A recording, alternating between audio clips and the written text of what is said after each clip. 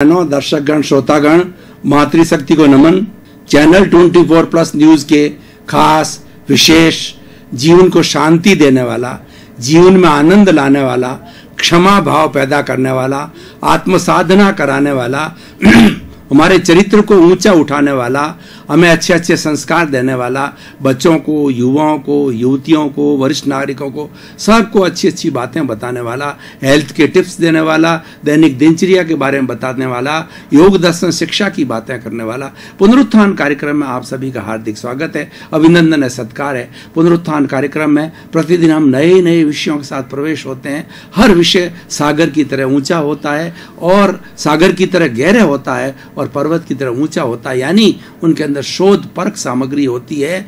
हर विषय को बहुत गहराई से प्रस्तुत किया जाता है। तो इसी क्रम में आज का हमारा विषय है, वो है आत्म साधना पर्युषण पर्व द्वारा। भाई और बहनों, दर्शकगण, श्रोतागण, ये विषय जैन धर्म से जुड़ा हुआ है।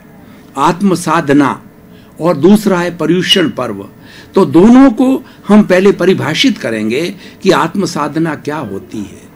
आत्म साधना का अर्थ होता है कि हमारे भीतर जो विराजमान शुद्ध आत्मा भगवान है, भीतर हमारा जो प्रभु विराजमान है, उसकी साधना करना, उसका इंट्रोस्पेक्शन करना, उसका रियलाइजेशन करना, उससे वार्तालाप करना, उसको रिझाना, उसका आशीर्वाद लेना कि आखिर हम जो संचालित हो रहे हैं वो कौन सी शक्ति है, उस शक्ति का अस्तित्व पता करना। यानी दूसरे साफ साफ शब्दों में कहा जाए तो मैं कौन हूँ, इस बात की खोज करना है। ये आत्म साधना है। अगर हम खोज करने के लिए निकलेंगे तो हमें पता पड़ेगा कि मैं चेतन आत्म तत्व हूँ। चेतन आत्म तत्व किसे कहा जाता है? जो असंख्य चेतना में परमाणुओं के पिंड को आत्मा कहते हैं।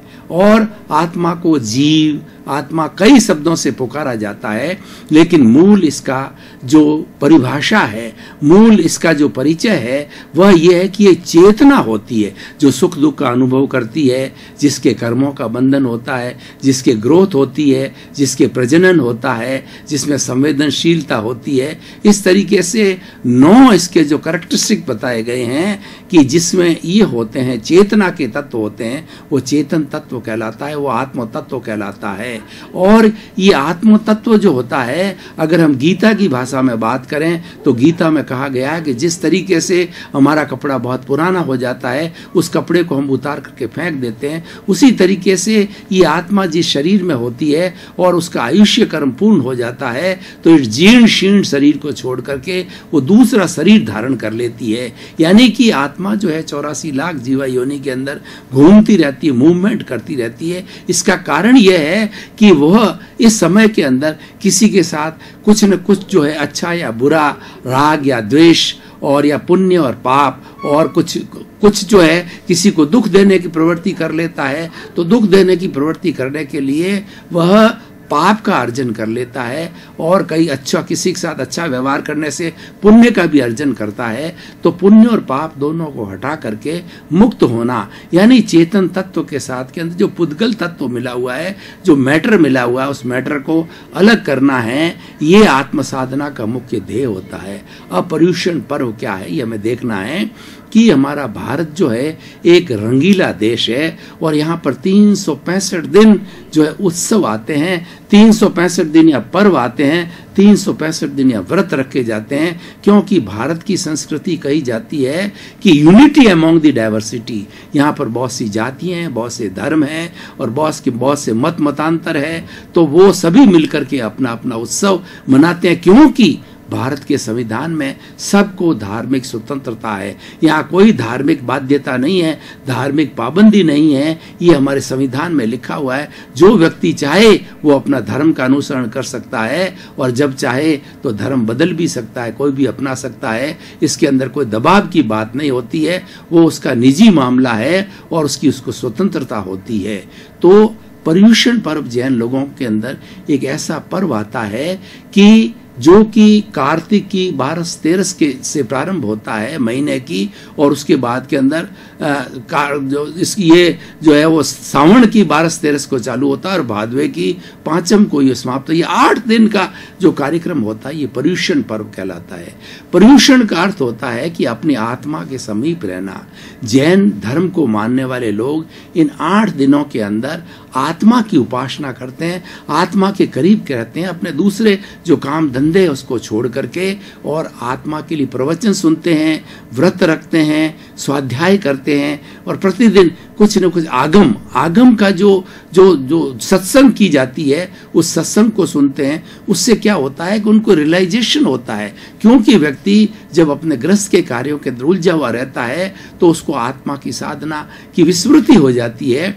उस विस्मृति को हटा करके स्मृति करने के लिए ये 8 दिन का जो समय है वो जैन आचार्यों ने रखा है। भगवान महावीर के समय में संवत्सरी होती थी, केवल 1 दिन का समय होता था, वो जो कि चातुर्मास, यानी ये जो कार्तिक की जो चातुर्मास जेठ की जो है 14 के दिन से प्रारंभ होता था, तो ये चातुर्मास प्रारंभ से 50वें दिन पर संवत्सर दिन साल में एक बार मनाया जाता था। उस दिन सारे दिन जो है जो गुनाह किए गए थे, जो लोग दोष किए गए थे 84 लाख जीवा योनि से, उसे क्षमा याचना की जाती थी, उसका प्रतिक्रमण किया जाता था, उसका प्रायश्चित किया जाता था, उसका मिच्छामि दुक्कडम किया जाता था। 1 दिन का था, लेकिन वो समय आज से 2600 वर्ष पुराना था और उस समय के अंदर लोग जो है बहुत सिंसियर हुआ करते थे और लोग नैतिक हुआ करते थे। लेकिन अब समय बदल चुका है, तो 1 दिन के अंदर व्यक्ति को इतनी स्मृति नहीं रहती है,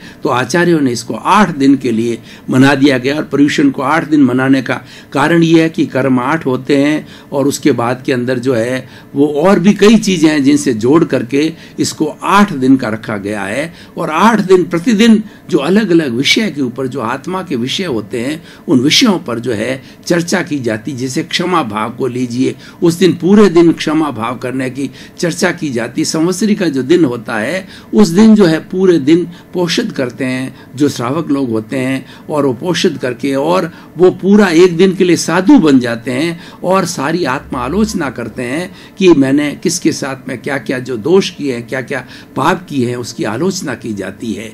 तो भाई और बहनों, दर्शकगण, श्रोतागण, पर्युषण जो है एक आत्म साधना का पर्व है। हमारे यहाँ पर बहुत से ऐसे पर्व होते हैं जो खाने पीने के होते हैं, मौज शौक के होते हैं, शहर सपाटे के होते हैं, लेकिन ये पर्व ऐसा होता है इस दिन उपवास किया जाता है। इस पर्युषण पर्व के दिन व्यक्ति भीतर की दुनिया के अंदर ज्यादा रहता है, क्योंकि पर्युषण का अर्थ ही होता है कि आत्मा के समीप रहना। आत्मा के समीप हम कब रहेंगे? आत्मा कहाँ है? आत्मा कहीं बाहर दिखाई नहीं देती। वैसे तो आत्मा का शरीर होता ही नहीं, अशरीर ही होती है, ये अनुभव जन्य होती है और अनुभव हर व्यक्ति करता है, क्योंकि उसके भीतर के अंदर एक आत्म तत्व है। वो आत्म तत्व है शरीर के हर एक सिस्टम को, एक एक कोशिका को है वह एनर्जी देता है, एक एक कोशिका को वो शक्ति देता है, उसी से ही ये शरीर संचालित होता। अनुभव हर प्राणी को आत्मा का अनुभव होता है, लेकिन शब्दों में नहीं कहा जाता, कहीं कहा जा सकता। कबीरदास जी ने ठीक कहा है, आत्म अनुभव बात की जो कोई पूछे बात, सो गूंगा गुड़ खाई के कहे कौन मुख स्वाद। आत्मा के अनुभव की बात हम शब्दों में व्यक्त नहीं कर सकते, अनुभव कर सकते हैं। गूंगे व्यक्ति को गुड़ दे दिया जाए तो वो महसूस तो कर रहा है कि गुड़ मीठा है, लेकिन वो बोलने की जो उसके जो सेंस है वो कट चुका होता है, इसलिए बोल नहीं पाता। वो कहता आ ऐसा करता, मतलब ये जो अच्छा है, ये जो है मीठा है, लेकिन वो शब्दों के अंदर व्यक्त नहीं कर सकता। इसलिए आत्मा की बात को शब्दों में व्यक्त नहीं किया जा सकता है, आत्मा की बात को अनुभव किया जा सकता है। तो इसको अनुभव करने के लिए हमें भीतर में गोते लगाने होते हैं, और सामान्य समय के अंदर व्यक्ति बाहर गोते लगाता है, यानी इंद्रिय जगत के अंदर ज्यादा जीता है। वह जो बाहर का लौकिक संसार है उसके अंदर ज्यादा जीता है कि परिवार के लोगों के साथ में व्यवहार करना और अपना जो आजीविका अर्जन है, उसके लिए हर व्यक्ति कोई नौकरी करता है, कोई व्यापार करता है, कोई सैनिक है, कोई डॉक्टर है, कोई इंजीनियर है, कोई वकील है, तो सब अपना अपना कार्य करते हैं, तो उसके अंदर ज़्यादा समय उनका लग जाता है। लेकिन ये 8 दिन का कंप्लीट जो समय होता है पर्युषण पर्व का, उस दिन प्योरली आत्मा की उपासना की जानी चाहिए। इसमें साधु सन्यासी होते हैं, जो साधु साध्वियाँ होते हैं, वो लोग प्रवचन देते हैं 2-2 4-4 घंटे, और वो व्यक्ति स्वयं स्वाध्याय करता है और भीतर झांक करके ये देखता है कि मेरा किस किस के साथ के अंदर क्या क्या पाप हुआ है, मेरा किससे दुर्व्यवहार हुआ है, वो याद किया जाता है। तो हमारे याद की एक सीमा है शब्दों की। हो सकता है कि हम याद करने वो चीज़ें जो हमने किसी न किसी जन्म के अंदर कर ली हो, तो कोई बात नहीं है। हम जो है उसका एक सिस्टम है, हमारा जो प्रायश्चित और प्रतिक्रमण करने का एक सिस्टम है जो हमारे ध्यान में आ रहा है। एक्स की आत्मा, तो एक्स की आत्मा अगर हम उससे टेलीफोन से बात कर सकते हैं, पत्र व्यवहार कर सकते हैं, तो उनसे हम क्षमा मांग सकते हैं कि उस पर्टिकुलर अवधि के अंदर मैंने आपको ये कष्ट दिया, तो मैं क्षमा चाहता हूँ, मुझे क्षमा करें, ये कहा जाता है। और वो भी संभव नहीं, और पता नहीं हमने कितने कितने जन्मांतर किए हैं, उसके अंदर किस किस के साथ के अंदर क्या क्या हमने दुर्व्यवहार किया है, क्या क्या पाप किया है, क्या क्या दोष किया, उसका भी सिस्टम है। उसका सिस्टम क्या है वो भी इस पर्युषण पर्व के दिन का किया जाता है कि हमारी इस 84 लाख जीवा योनि की जितनी भी आत्माएं हैं वो अव्ययवाद आत्माएं, उनको याद किया जाता है। तब वो आत्मा का आत्मा से तार जुड़ता है, टेलीफोन जुड़ता है, और टेलीफोन जुड़ते उस आत्मा से बात हो जाती है। क्योंकि आत्मा से आत्मा की बात के लिए शब्दों की जरूरत नहीं है, संप्रेषण की आवश्यकता होती है। एक आत्मा ने दूसरी आत्मा को याद किया तो ये संप्रेषण करते ही वो वाइब्रेशंस उसके तक पहुंच जाते हैं और वो आत्मा से आत्मा की बात हो जाती है। उसके लिए एक विधि है पूरी, वो मैं आपको विधि करके बताता हूं कि 84 लाख जीवा यानी कौन सी है, पहले तो ये देखना होता है। तो वो 84 लाख जीवा योनि के नाम लेकर से उनसे क्षमा याचना करने की पूरा एक विधि है, पूरी सिस्टम आपको बताना चाहूंगा। क्योंकि खाली सिद्धांत देने से कुछ नहीं होता है, सिद्धांत के साथ साथ में हमारा प्रैक्टिकल होना चाहिए और हमारा एक डेमो होना चाहिए, जिससे कि हम आसानी से उस चीज को समझ सके और उसको कर सके। सिद्धांत अच्छा है, लेकिन सिद्धांत का एग्जीक्यूशन होता है वह प्रैक्टिकल से होता है। इसीलिए जो साइंस का विषय है उसके अंदर थ्योरी और प्रैक्टिकल दोनों साथ चलते हैं। थ्योरी सिद्धांत है और प्रैक्टिकल उसका एग्जीक्यूशन है, उसको कैसे किया जाए, किस तरीके से प्रूव किया जाए, तो वो मैं बताना चाहता हूं कि 84 लाख जीवा योनि किस तरीके से हो गई। 7 लाख पृथ्वी का है, 7 लाख का है, 7 लाख तेजस का है, 7 लाख वायु का है, 10 लाख प्रत्येक वनस्पति का है, 14 लाख साधन वनस्पति का है, 2 लाख बेंद्रिय, 2 लाख तेंद्रिय, 2 लाख चतुरेंद्रिय, 4 लाख नारकी, 4 लाख देवता, 4 लाख तिरेंज पंचेंद्रिय, 14 लाख मनुष्य की जाति, 4 गति, 84 लाख जीवा योनि के प्राणियों को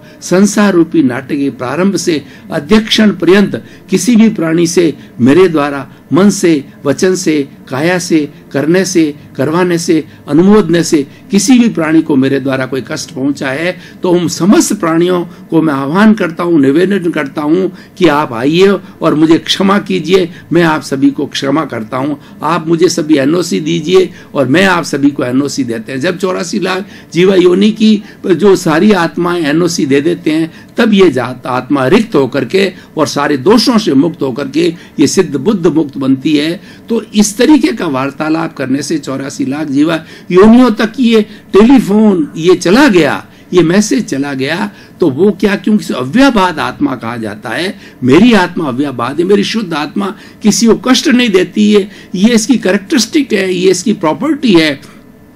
उसी तरीके से हर प्राणी की शुद्ध आत्मा किसी को कष्ट नहीं देती है।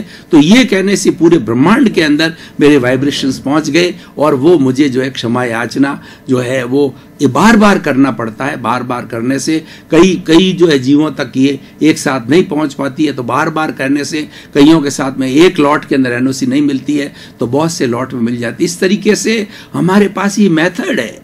प्रायश्चित एक ऐसा मेथड है कि हम किसी भी वक्त कर सकते हैं और ये करने से हमारा शुद्धिकरण होता है।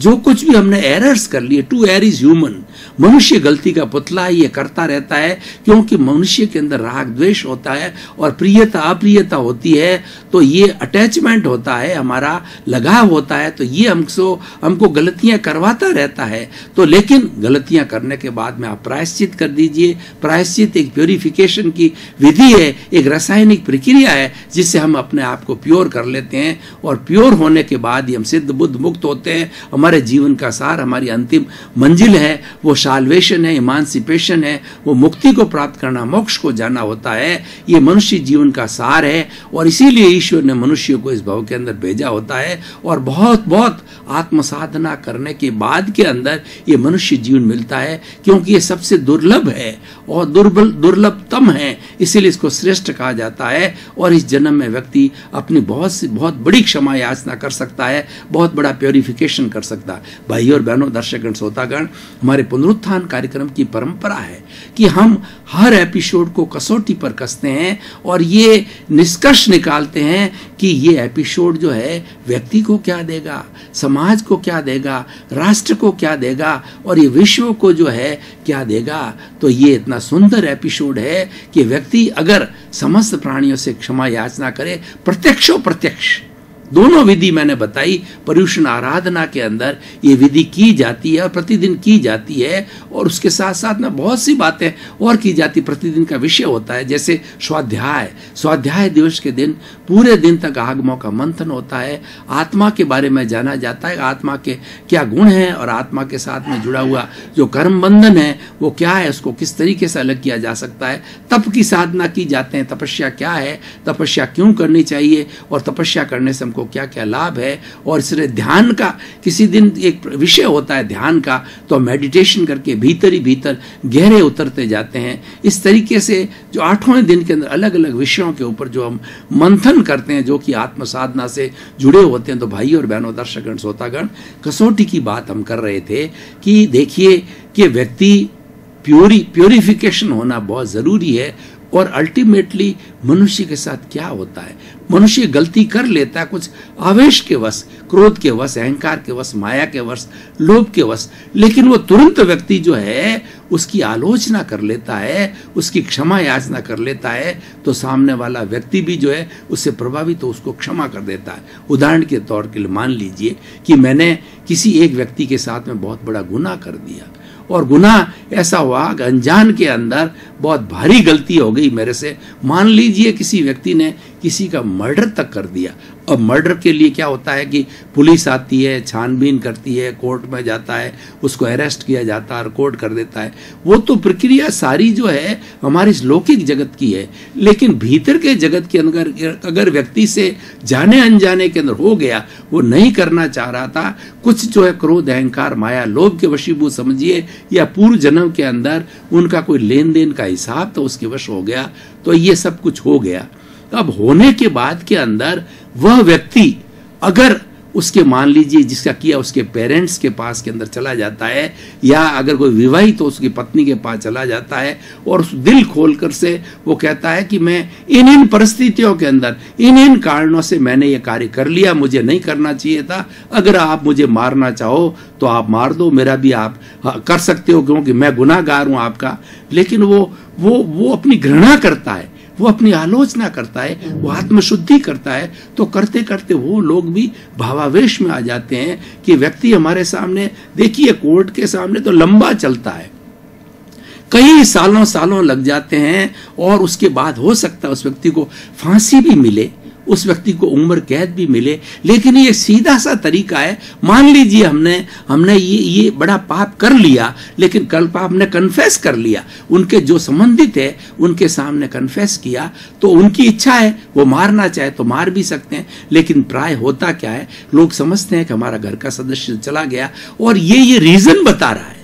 वो रीजन अगर अपीलिंग होते हैं और जाने अनजाने के अंदर होते हैं, तो अपीलिंग रीजन को देख करके उसको उसी क्षण 1 दिन में या 2 दिन के अंदर क्षमा कर दिया जाता। कितना सुंदर है कि जो काम हमें 10-10, 20-20 साल तक जेल के अंदर सड़ना होता है, वो हम काम 1, 2, 5 दिन में भी हो सकते हैं। हम जानते हैं कि ये सजा जो है हमारी जो है फांसी की सजा के बराबर है, ये सजा हमें उम्र कैद की बराबर है। तो हमने जिसके साथ गुनाह किया है, जो उसके परिवार, जो तो चला गया जाने वाला, लेकिन जिसके परिवार के सदस्य मौजूद है, उस गुनाह को हमने कन्फेस किया, उनकी मर्जी है, मारे तो मारे, फांसी दे तो फांसी दे, सजा दे तो सजा, जो कुछ भी करे, क्यों हमने वो कार्य कर लिया। लेकिन नॉर्मली जो है शुद्ध अंतःकरण से ये कार्य किया जाता है, ग्लानि के साथ किया जाता है कि मैं भविष्य के अंदर ऐसा नहीं करूंगा। ईश्वर से भी प्रार्थना की जाती है, उसको क्षमा मिल जाती है। तो भाई और बहनों, ये जो पर्युषण पर्व है ये आत्म साधना का सुंदरतम पर्व है। और इस सुंदरतम पर्व में अपनी गांठें, एक्चुअली हमारी जितनी भीतर क्या है कि हमारी गांठें पड़ी हुई है। तो इसीलिए रहीमदास जी ने कहा गया कि रहीमन धागा प्रेमकार मत तोड़ो छिटकाए, छिटकाए टूटे फिर ना मिले और मिले गांठ पड़ जाए। एक्चुअली क्या है, किसी भी व्यक्ति के साथ में हमारी गांठ पड़ जाती है, बोलचाल बंद हो जाती है, दूरियां हो जाती है और हम एक दूसरे को मिसअंडरस्टैंडिंग में आते हैं, समझ नहीं पाते हैं। और जो दूरियां बढ़ते बढ़ते बढ़ते हमारे शत्रुता का रूप लेती है, हम उसका चेहरा नहीं देखना चाहते, उसकी बात नहीं सुनना चाहते, और ये जो है बढ़ता, ये गांठ है। तो ये गांठ है, भीतर की गांठों को खोलने के लिए पर्युषण पर्व है कि आपकी जन्म जन्मांतर की गांठ है। कई लोगों के साथ पड़ी, जो वर्तमान में जो दिख रहे हैं लोग, आपके जो माता पिता है, आपकी पत्नी है, आपके जो है पुत्र है, या आपके कोई रिलेटिव्स है जिनके साथ आपका बुरा व्यवहार इस जीवन के अंदर हुआ है, अगर इतना भी कर लें तो बहुत कुछ। और हम कुछ न कुछ करते हैं, और जो चीज हमारे ध्यान में है वो सारी जो है वो गुनाहों को कबूल करके और उस गुनाह को जो है हम स्वीकार करते हैं। दर्शकगण, श्रोतागण, भाई और बहनों, आपका बहुत बहुत धन्यवाद। पुनरुत्थान कार्यक्रम आप देखते रहिए, आपको आनंद आएगा, क्योंकि पुनरुत्थान में कार्यक्रम में सारे जो एपिसोड दिखाए जाते हैं जीवन निर्माण के होते हैं, व्यक्तित्व विकास के होते हैं, व्यक्ति के रूपांतरण के होते हैं, व्यक्ति को सुधारने के लिए होते हैं। हमारा पुनरुत्थान कार्यक्रम के केंद्र के अंदर व्यक्ति का निर्माण है,